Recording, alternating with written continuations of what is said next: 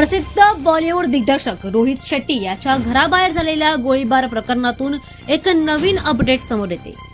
प्रसिद्ध बॉलिवूड दिग्दर्शक रोहित शेट्टी यांच्या जुहू येथील निवासस्थानाबाहेर अज्ञात व्यक्तींनी गोळीबार केला। या घटनेनंतर संपूर्ण परिसरामध्ये भीतीचं वातावरण पसरलंय।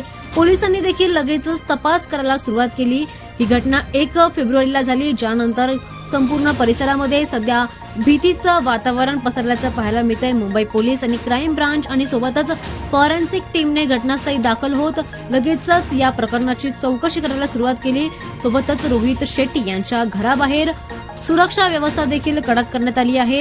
ही घटना नोंदवल्यानंतर पोलिसांनी याचा शोध घ्यायला ताबडतोब सुरुवात केली। आतापर्यंत पोलिसांनी पुण्यातून 4 संशयित व्यक्तींना ताब्यात घेतलंय, त्यापैकी 3 जणांना अटक केली आहे आणि 4था आरोपी सध्या फरार असल्याची माहिती समोर येते। घटनास्थळी मिळालेल्या सीसीटीव्ही फुटेजमध्ये आरोपी दुचाकीवरून गोळी मारताना आणि पळताना दिसतोय।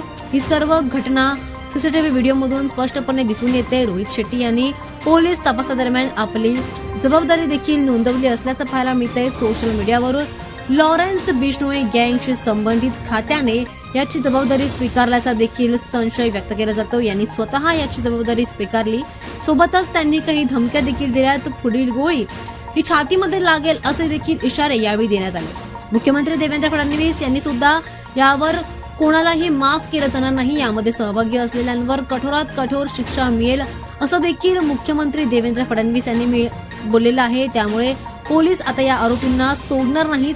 त्यांच्या या वक्तव्याने स्पष्ट आश्वासन दिलं गेलंय की पोलीस कारवाई सध्या मोठ्या गंभीरतेने याचा शोध घेत आहे।